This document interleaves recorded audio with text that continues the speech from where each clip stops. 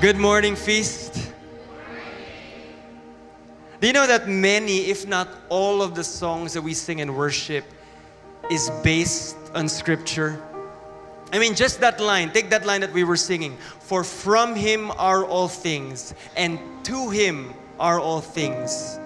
To you, or to Him deserve all the glory. Is that the, tama ba? You deserve the glory. Yeah. That's the line. So I kind of messed that up. But let's say that again. For from Him are all things, and to Him are all things. You deserve the glory. So that line, that lyric from that song is actually based from Scripture. We read it earlier in the second reading with Paul writing to the Romans. And it's amazing also because you can find it in his letter to the Colossians. And I'll read it today just very quickly from chapter 1 verse 16 to 17, and we'll have it on screen.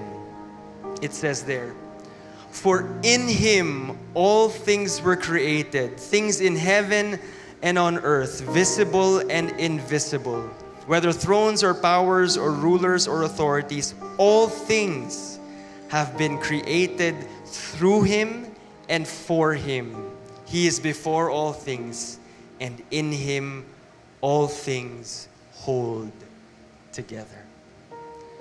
Today's main message will unpack this passage further, but as we begin, I just want to highlight that line.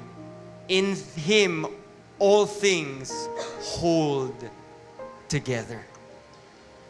And I want to bring that front and center this morning because perhaps for some of you, maybe life has been shaky lately.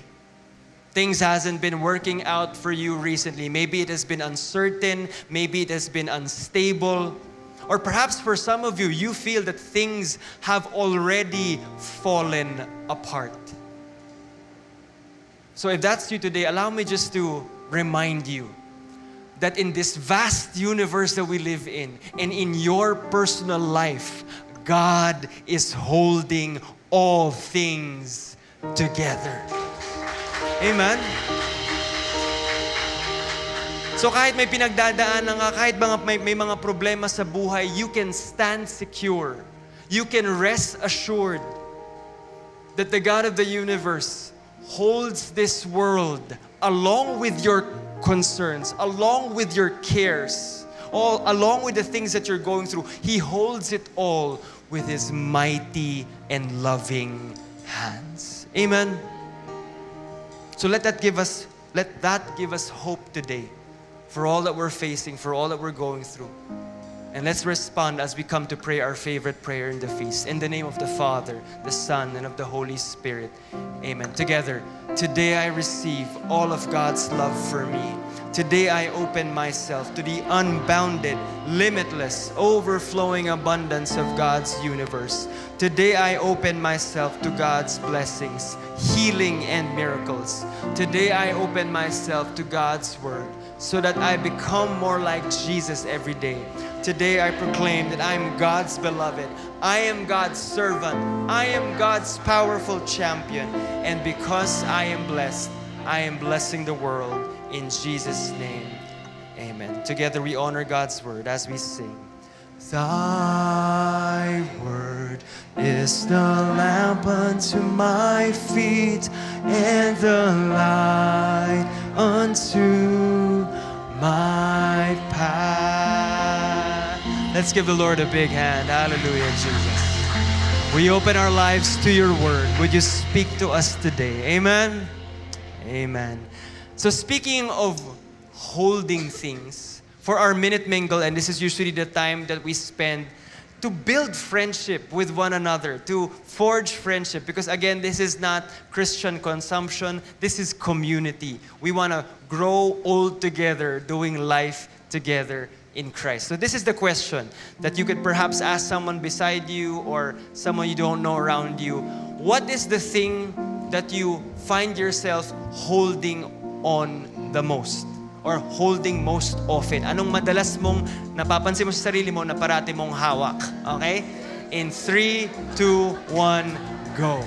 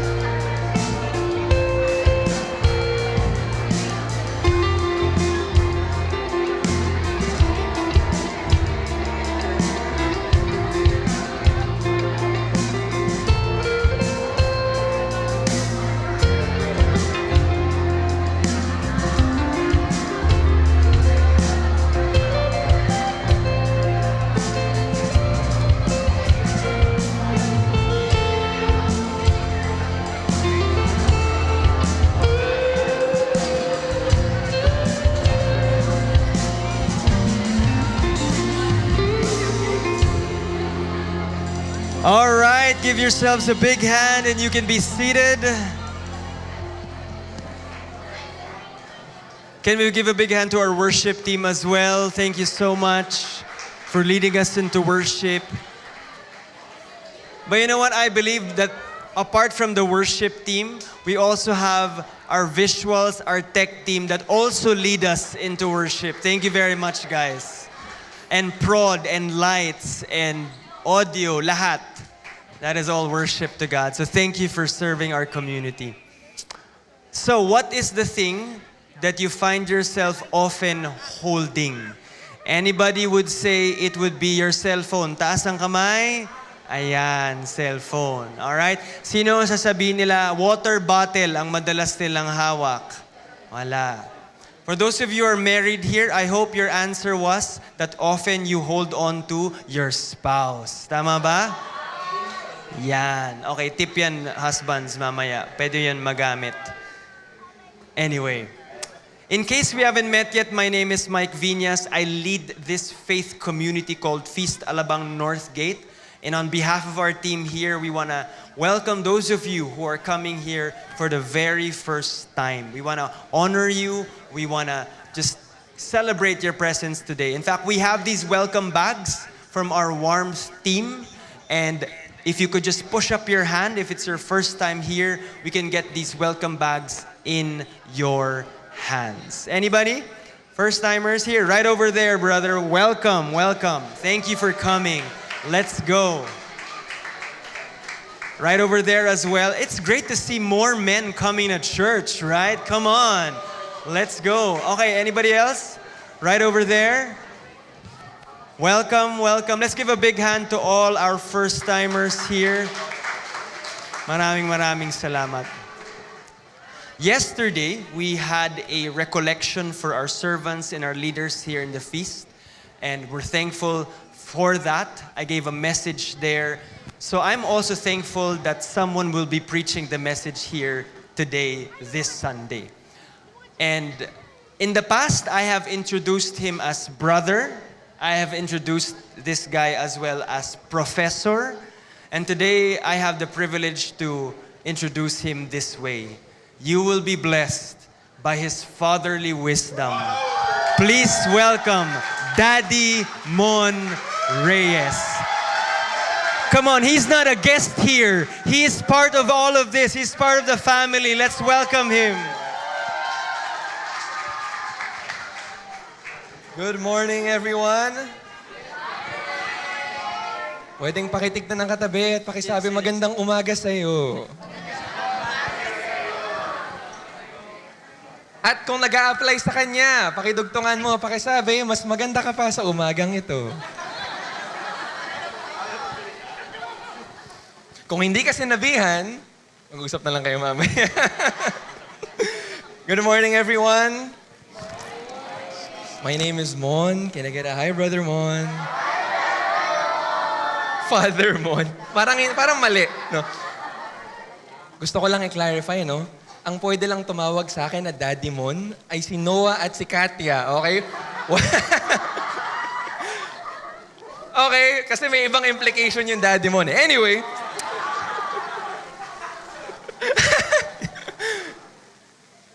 Are you excited for today? I want to invite you to really lean in and to listen for what God wants to speak to you this morning. Lean in for the message that He has in store for you. I have prepared a lot of stuff that I will be sharing, that I will be preaching here today. But more than my words, it is more important that you receive God's word for you today. Do you agree? Because today what we're going to do is we're going to begin a new series entitled Enough. Can everybody say enough? Ano ang Tagalog ng enough? Sapat.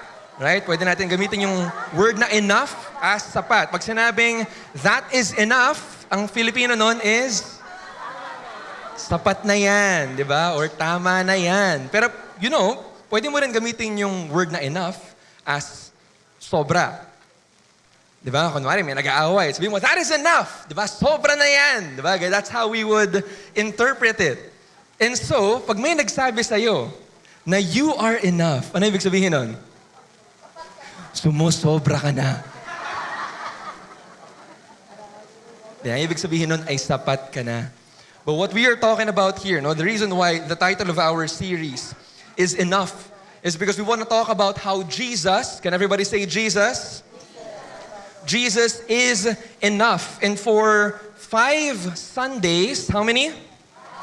We'll be spending 5 Sundays together going through Paul's letter to the Colossians. Right? Paul's letter to the Colossians. You can find this letter in the New Testament. And this was written during the time of the early church. Pwede pa kasabi, early church. So yung panahon ng early church, this was after the life of Jesus. You know, the life, death, resurrection of Jesus. When Christianity was in its early stages. It was only beginning to spread, no, from Jerusalem to the surrounding areas, the surrounding cities, and onward and onward. And during this time, a lot of churches were being started. At dito pa lang yung panahon na nagte-take root ang Christianity. And so, coming from the life, the ministry of Jesus, His followers received the Holy Spirit in Pentecost. I have an image here of Pentecost. The Holy Spirit came down upon the apostles, okay, His disciples. They were empowered by the Holy Spirit, and then they moved out. They started doing ministry, they started planting churches, they started reaching people, healing people, doing things, following the command of Jesus to make disciples of all nations. Ito yung context wherein we find this letter. And yes, no, Colossians is a letter. Isa siyang, ano Tagalog ng letter? Sulat. Liham. Diba? Isa siyang liham. And I want to ask you this. When was the last time you received a letter from someone? At ang tanong, anong klaseng letter ang natanggap mo? Feeling ko,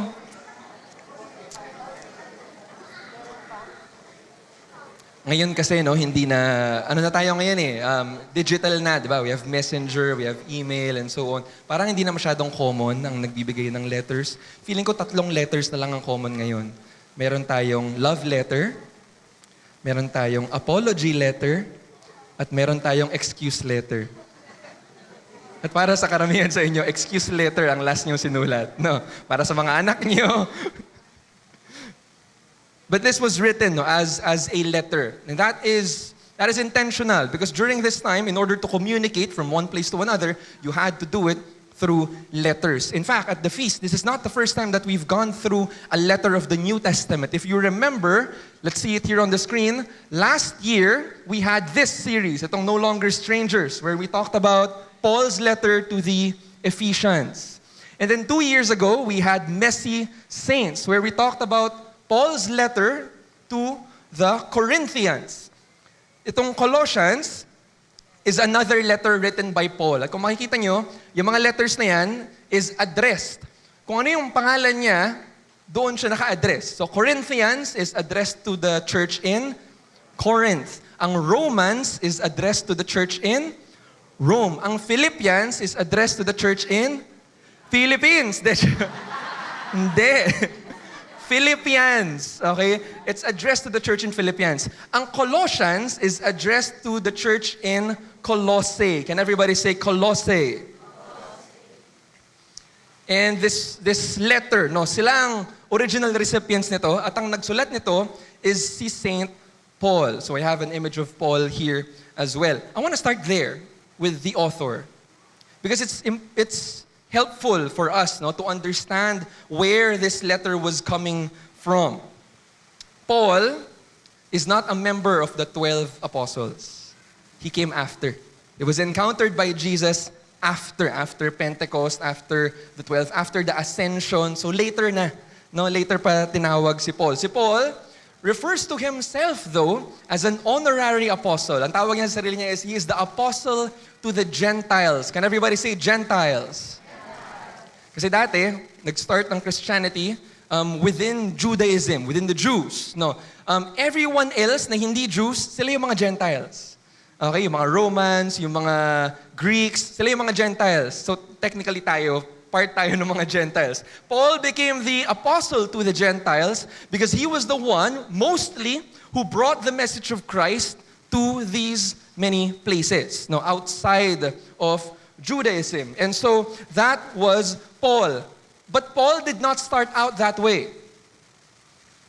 Paul started out as a persecutor of Christians. He was the kind of person who would chase after Christians. Bakit? Kasi Paul was a Pharisee. Can everybody say Pharisee? Pag narinig niyo yung term na Pharisee, anong naiisip niyo? Good guys, bad guys? Okay. So meron tayong connotation of the Pharisees na sila yung laging nakaka-argue ni Jesus, sila yung laging kumukontra, and so on. Siyempre, hindi lahat, no. But enough of them to be able to say that they often were against Christ. And Paul was an extension of that. He was persecuting the Christians, okay, who were spreading the word of Christ. And one of the people that he persecuted, we read it in the book of Acts, no, si Stephen, who was the first martyr that we read about in the New Testament. And so, Paul, as this persecutor of Christians, encounters Jesus. Okay, he was on his way to a city in order to persecute more Christians with permission. Talagang ano siya, official ang kanyang biyahe doon. But along the way, he was met with a bright light. Jesus appeared in front of him, and we read in Acts chapter 9, verse 4, he fell to the ground and heard a voice saying to him, Saul, Saul, why are you persecuting me? And this person who appeared to him introduced himself as Christ. Now, Paul was persecuting the Christians, but Christ identifies with the Christians. And so he says, hindi, why are you persecuting my people? He says, why are you persecuting me? And temporarily, Saul was blinded from what he saw, and then he received healing, which led him to rethink a lot of what he believed in the past. Ito ang testimony ni Paul. Right? If you have been here in the feast for a good amount of time now, you've probably heard multiple testimonies already. No, pwedeng sa feast mismo, or nung nag-attend ka ng camp, or nag-attend ka ng Love Life Retreat, and so on and so forth. This is Paul's testimony. His life was changed because of an encounter with Christ, and he realized na yung passion niya to persecute the Christians was because he wanted to serve God. And that's what he thought what he was doing. Only to realize na, oh wait, Christ? So it's true, Christ is God. And so if I really want to serve God, then I have to change the way that I'm doing things. And that's what happens. No? This encounter that Christ had with Paul, or that Paul had with Christ, led to a changed life. Can everybody say changed life? And because of this, Paul became a missionary. From a persecutor of Christians, he became the kind of person who was willing to be persecuted for Christ. Dami nangyari sa buhay ni Paul. Ilang beses siyang sinugod ng taong bayan, ilang beses siyang hinuli at kinulong. In fact, Colossians was written during the time when Paul was in prison. So nakakulong si Paul during this time. And I'm taking some time to emphasize the background of Paul and where this letter came from, because I want to make it a point that when we're talking about the message of Christ, na hindi tayo nagbibigay ng false advertisement. Alam niyo ba yung tinutukoy ko? Alam mo yung sa poster, ang ganda-ganda ng itsura ng burger. Parang ang moist ng lettuce, ang juicy ng patty, tapos nakikita mo yung char nung nung grill. Parang ang sarap-sarap. Tapos nung in-order mo na yung burger, paghahain sa lapag mo, anong itsura? Ang baduy. Nakakita ka na ba ng baduy na burger? Grabe! It cannot be explained. That's false advertisement. I don't want you to come here thinking that the message of Christ is something other than what actually is the message of Christ. And the thing about receiving Christ, I want to make this clear right from the get-go. choosing to follow Christ won't make your life easier, but it will make it more meaningful.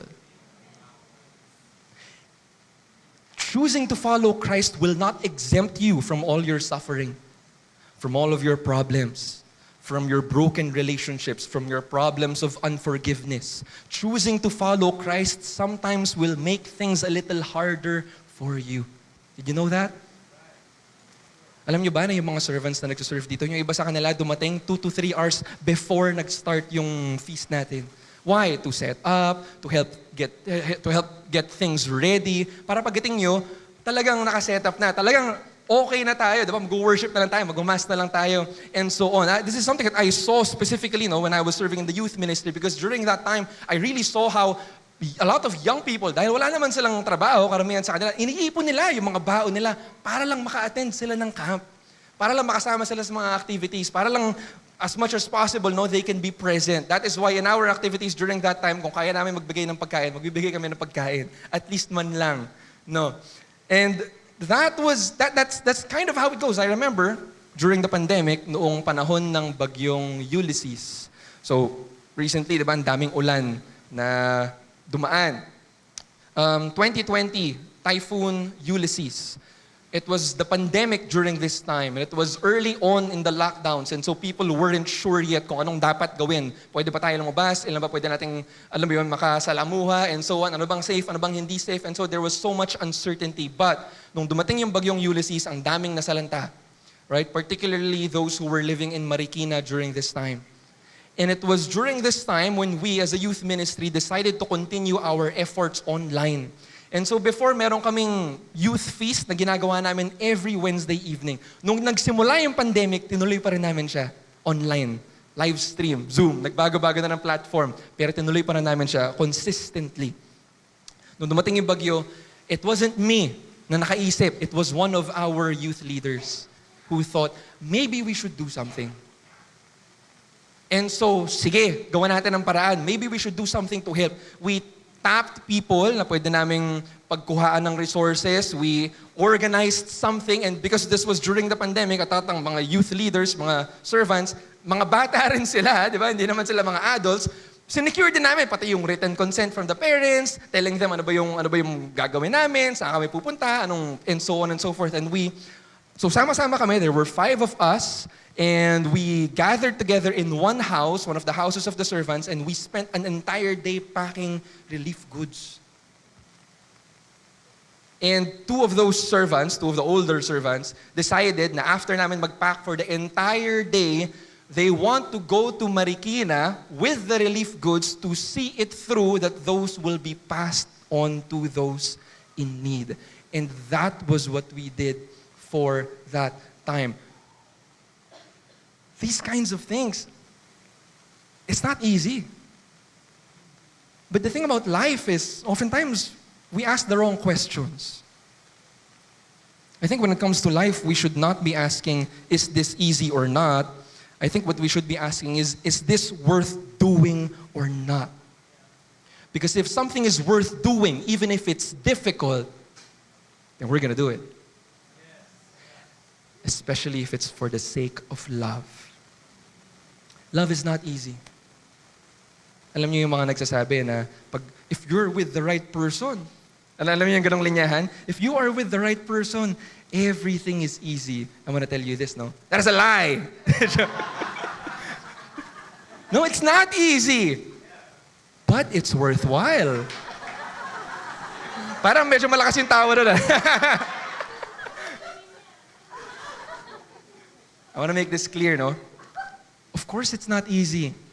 Because you'll have to make sacrifices. Because you'll have to be generous. Because you'll have to extend a part of yourself. But it's worthwhile. It's worth doing. It's worth the sacrifice. Sulit siya. And that's something that we need to know coming in. The title of this talk is very simple, in keeping with the title of the series na very simple lang din. And in keeping with the design of the slides na very simple lang din. Talk 1 is entitled, Jesus is Enough. Can everybody say, Jesus is enough?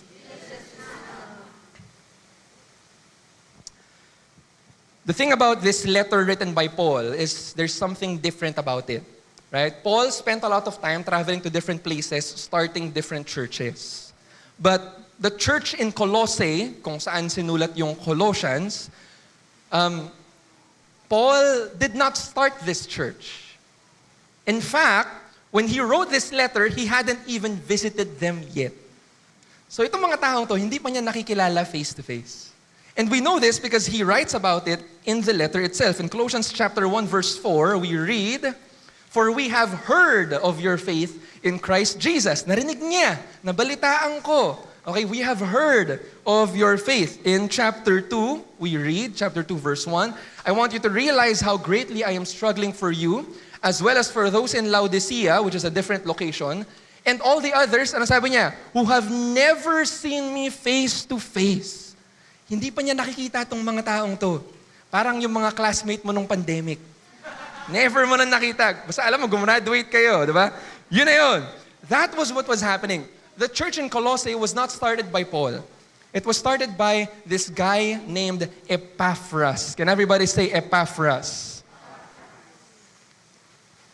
Who among you here knew of Epaphras before we mentioned him here at the feast?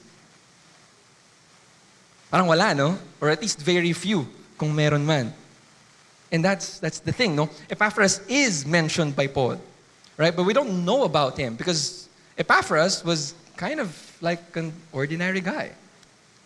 Si Epaphras yung nag-start nung church nila in Colossae. You can think of him as a feast builder or as an LG head. Alam mo yun, a feast light planter.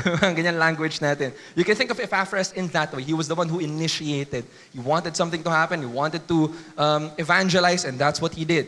No, sariling effort, sariling sacrifice. That was Epaphras. But as you can see, Epaphras is not as, alam mo yun, he did not write letters like Paul did. He was not as well known as the other disciples like sila Peter and Thomas and Philip and so on. Epaphras, very few of us know about him.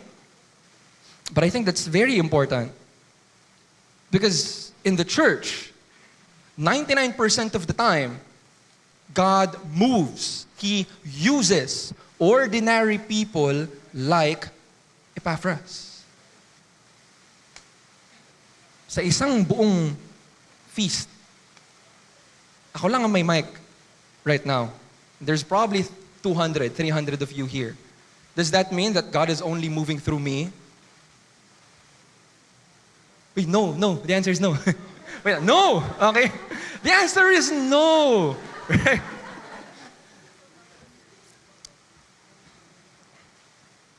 Isa lang ang stage. Pero alam mo, sa buhay mo, meron ka ring stage eh. Meron ka ring stage sa pagiging estudyante mo, sa pagiging parent mo, sa pagiging lolo or lola mo. Meron kang stage sa trabaho mo. Meron kang stage sa pagiging counselor mo, sa pagiging police mo, sa pagiging kung ano man, no? Businessman mo, or empleyado mo, or ano. Senador. May senador ba dito? Sana meron, no? Would be nice. Pero wala. The joke lang. Meron kang stage sa buhay mo in all of your different roles. And God wants to move in you, through you, in those areas of your life. Because there are places that the preacher here, whoever he is, no, cannot reach. Why?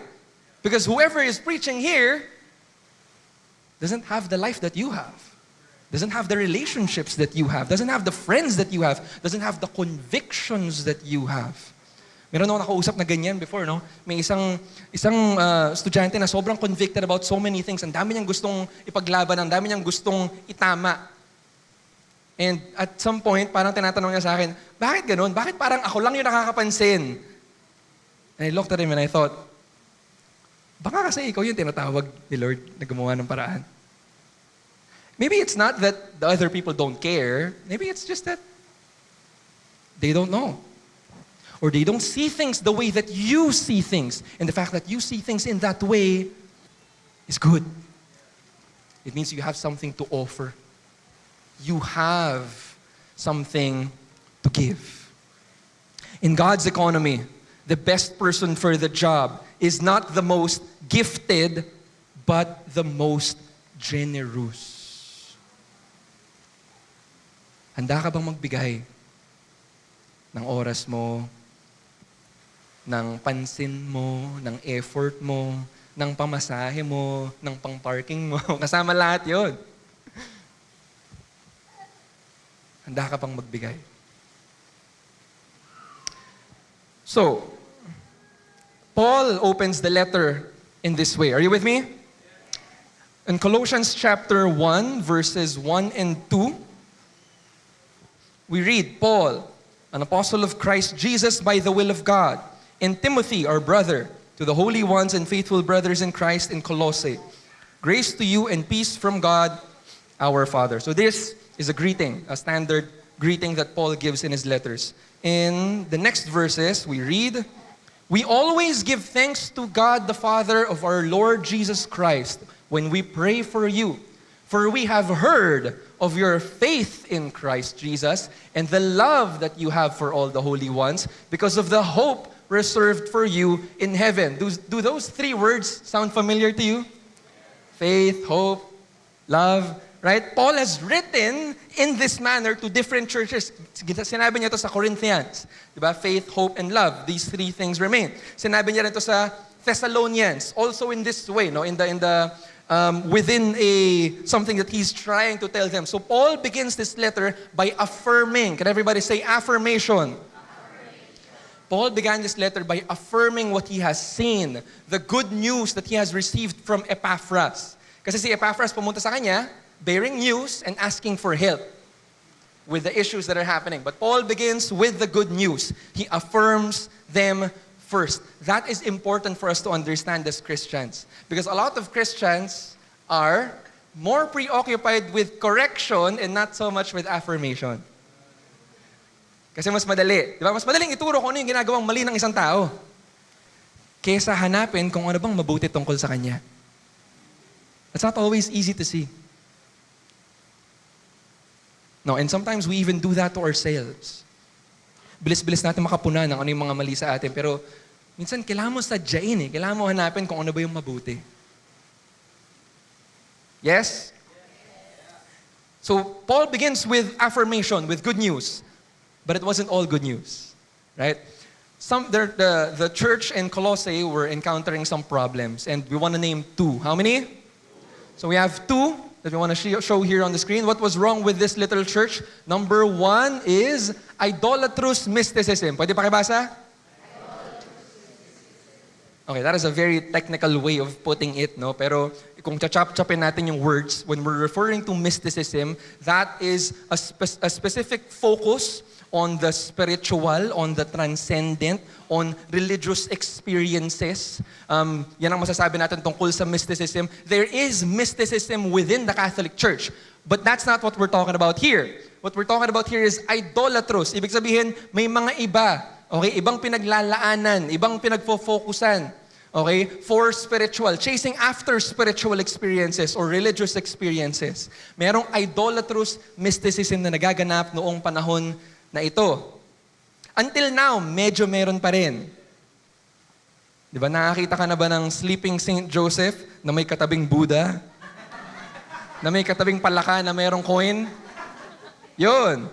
Tapos sa pinto, may gumaganon. Ayan, yan. Sama-sama. No, bakit sama-sama?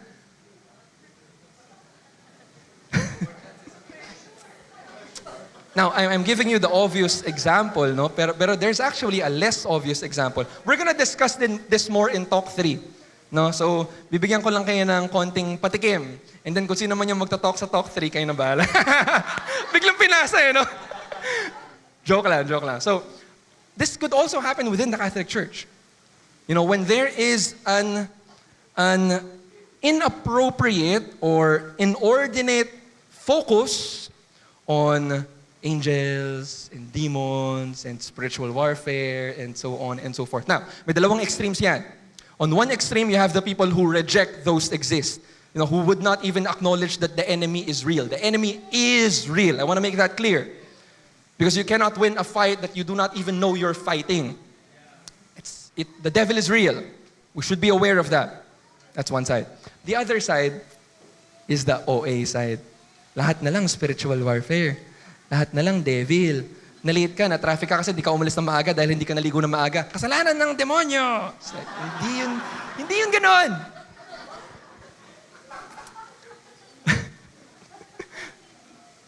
I remember, there was this one co-servant that I had before na medyo talks about spiritual warfare a lot. And there was this one time when he was talking about camp. Kasi we would do youth camps, Camp Calye. And isa sa mga sinasabi niya is, kapag ka nagka-camp, dapat ine-expect mo na lalaban yung kalaban, lalaban yung devil. Through what? Through physical oppression and so on, di ba? Merong, alam mo yun, merong sasapian, whatever. Hindi naman ganun. Pero merong spiritual warfare na magaganap. That's what he was saying. You should expect that. At ito yung tanong niya. Sabi niya, kung hindi pumapalag yung kalaban, hindi ba dahil hindi siya nate-threaten? And so, maybe something's wrong with the program that you're running. And I was listening to him, and I was thinking, nagigets ko yung logic, no? Pero parang may mali.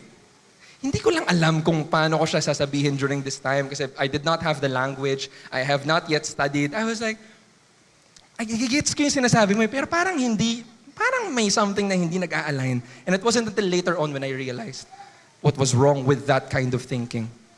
And what was wrong was this. You're really gonna let the devil decide whether what you did bore fruit or not? Like, for us to determine kung gumana ba yung isang retreat or isang camp, we don't consult Jesus, we consult the devil. Pumalag ba yung devil? Nagkaroon ba ng spiritual warfare? Mayroon bang sinapian kanina? It's like, some of you might be weirded out by this, no? Kasi baka first time nyo and then nakikita nyo yung preacher, no? Talking about possessions. Like, bakit mo ako in-invite dito? We don't talk about this every week, no? Nataon lang. But I just want to make this clear because I think this is important for all of us. Both extremes are harmful. Right? Idolatrous mysticism. The second one is this. It's rigid piety. Can everybody say rigid piety? Ito naman, this refers to kung ang idolatrous mysticism is focused on the overly spiritual, ito naman is focused on the overly physical. Ano ba yung mga dapat na ginagawa natin? Dapat araw-araw ka nagro-rosary.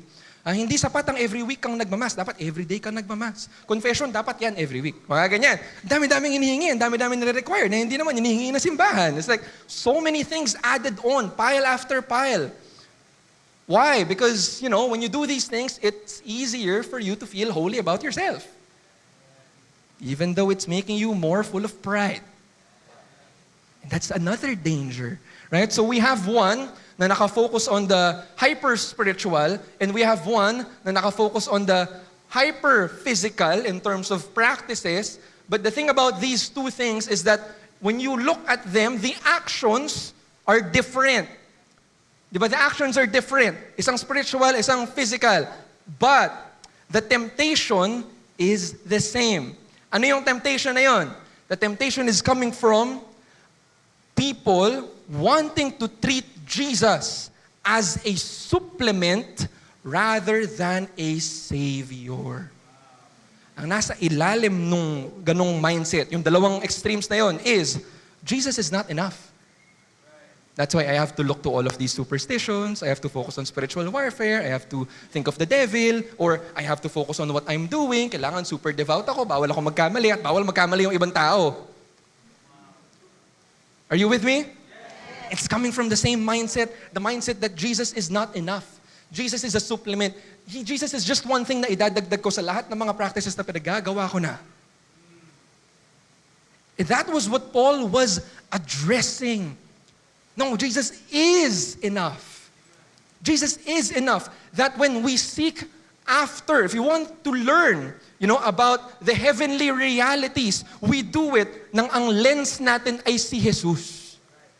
Or if we want to practice our devotional practices, partake of the sacraments, that is very important. That is essential.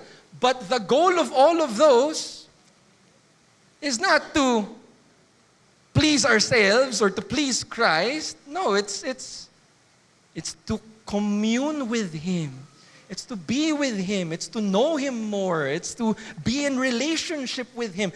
That is the goal.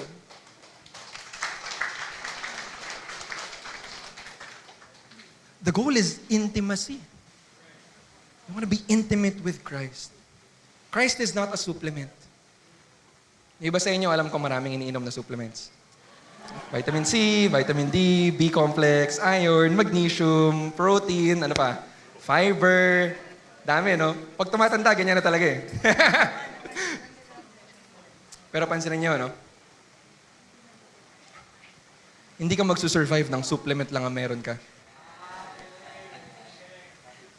Pero, if you eat the right food, magsusurvive ka ng walang supplement. Christ is not a supplement. He's not just an add-on. He's not just, alam mo yun, yung cherry on top. Christ is our Savior. We will survive with Christ even if we do not have anything else. With that perspective in mind, then everything else falls in the right place. Ano lang, ang tawag doon? Yung bento. Christ is enough. And we need to mean it when we say it. Kasi si Lord, medyo mataas ang hinihingi niya sa atin. Jesus wants us to make new, to be new. Right? He wants to make us new people, new life in Christ, new creation, sabi nga ng Bible. Pero anong ibig sabihin nun? Ang ibig sabihin nun, sabi ni Jesus, repent. Turn away from your old life in order to embrace the new. My question here is very simple, something for you to bring home and ponder on. How can Christ make you new if you're not willing to turn away from who you used to be?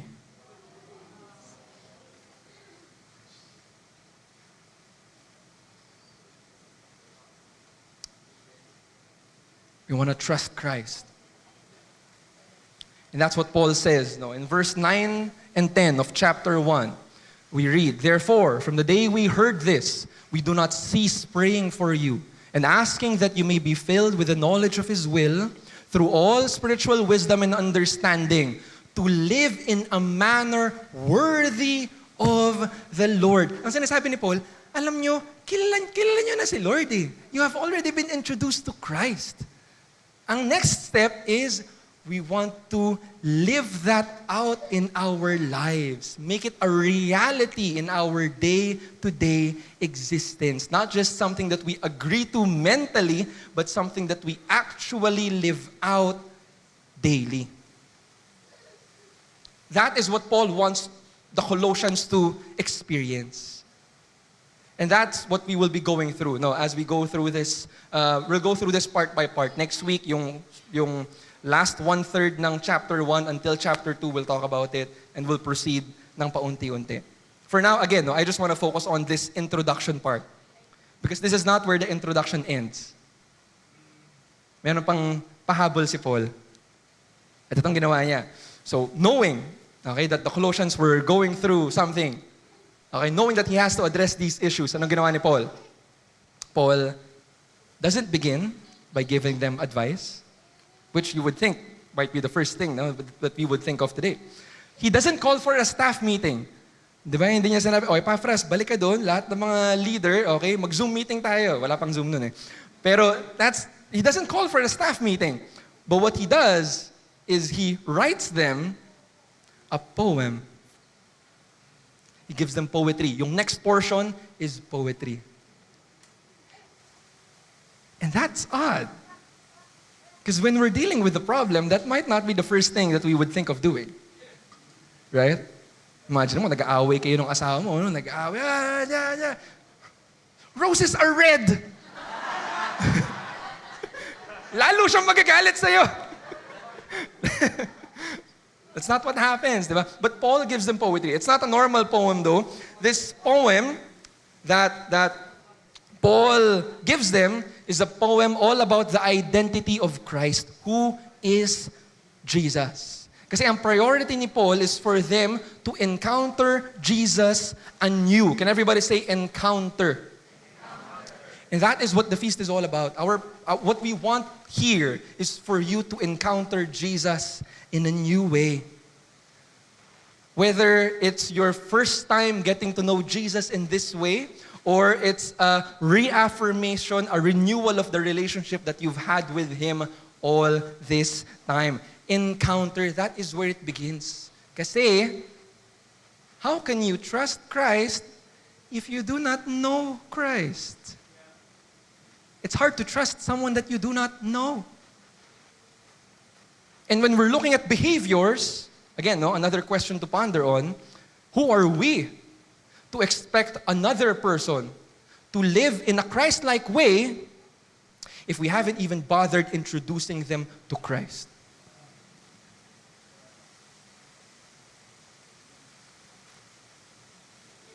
So hindi tayo behavior modification lang.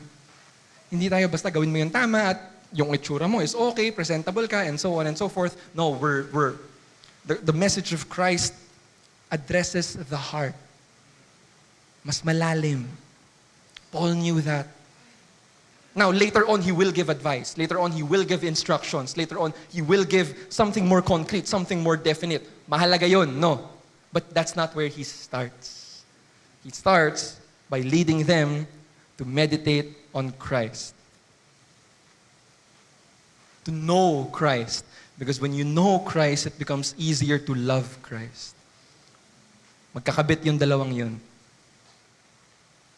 That's true for our relationships too. The more you love someone, the more you'd want to know them. Di ba? Ano saan ba galing yung pamilya mo? Saan ka ba lumaki? Yan pala yung childhood mo. Ako, ito yung childhood ko. Pag mahal natin ang isang tao, kinikilala natin siya. But totoo rin yung reverse, no? That the more you know someone, the better you get at loving them. Kasi mas close na kayo. Alam mo na kung ano yung gusto niya at hindi niya gusto. Alam mo na kung ano yung vina-value niya at hindi niya vina-value. You know as you love and you love as you know, and it goes on and on and on. Amen? May I invite you to stand?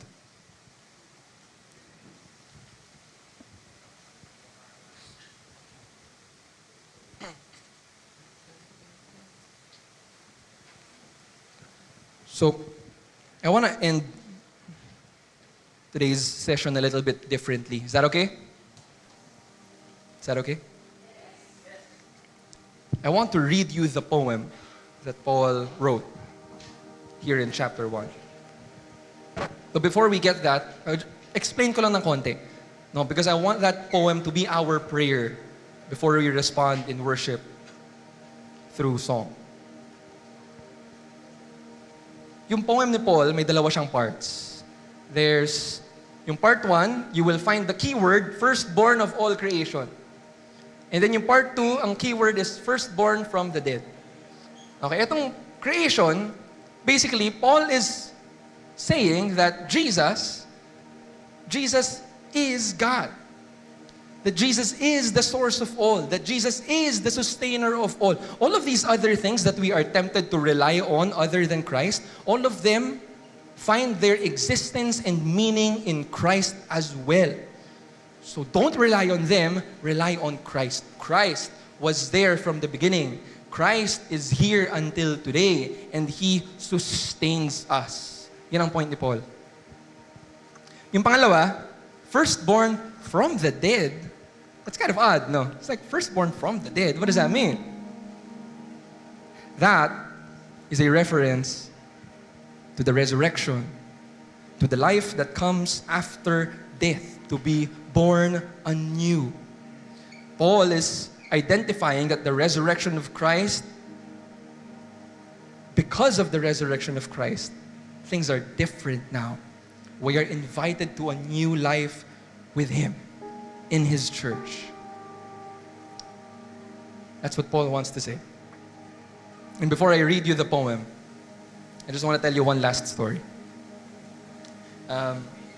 This is something that I heard from another Catholic evangelist. His name is Michael Gormley.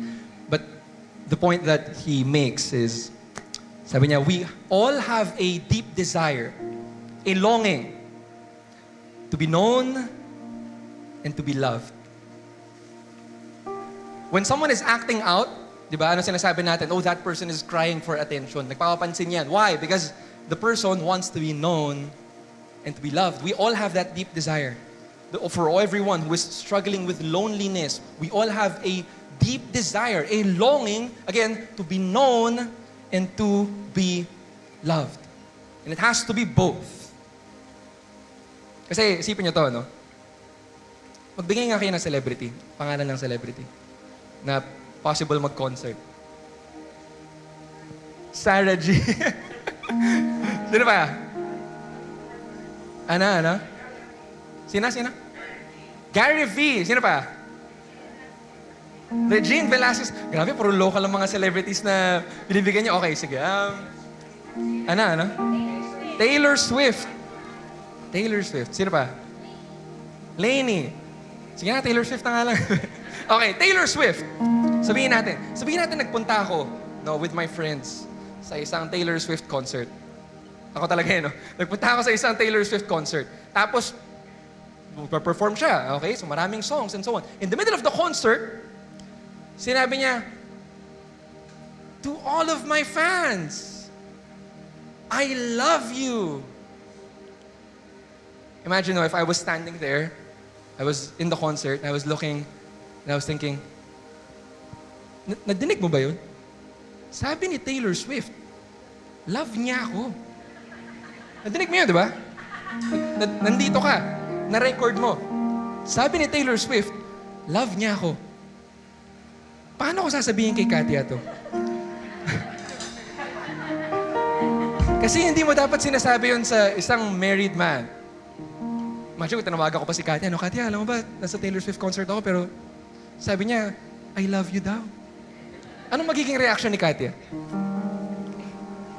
Malamang matatawa lang siya, di ba? Bakit? Because we all know that to be loved but not known, hindi naman ako kilala niya Taylor Swift eh. To be loved but not known is shallow. It doesn't mean anything. It's just something that you say. To be loved but not known is shallow. It's not enough. That's why we still get lonely. Even when people are loving us. Especially if we don't allow them to know us. Kasi deep at the back of our minds, we keep telling ourselves na, love niya ako kasi hindi niya naman kilala kung sino talaga ako.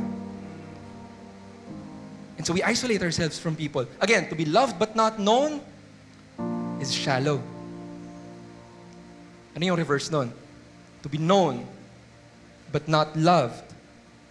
Yung tipong alam mong kilala ka ng tao na to and still this person rejects you anyway. That is a nightmare. I think that is one of our common fears. That's why we hide. That's why we don't want to show ourselves. We don't want to be fully known and yet not loved. Kasi ang sakit-sakit nun.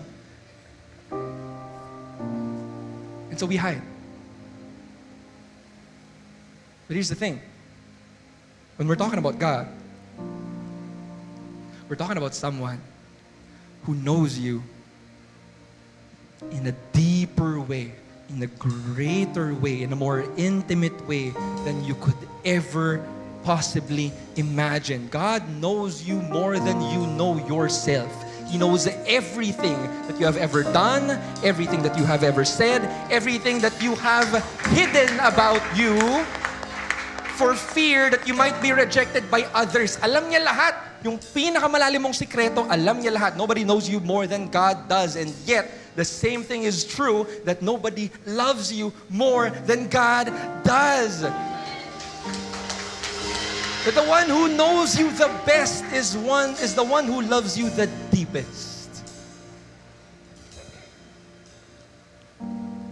Pero hindi pa dyan nagtatapos.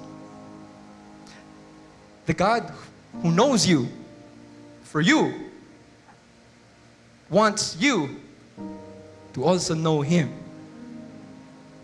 We worship a God who seeks to be known by you. And that's where our relationship with Him begins. So like I said, I want to read to you the poem. Let's treat this as our prayer. And then let's respond to this God who seeks to know us. In the name of the Father, and of the Son, and of the Holy Spirit. Amen. Colossians chapter 1, verses 15 to 20.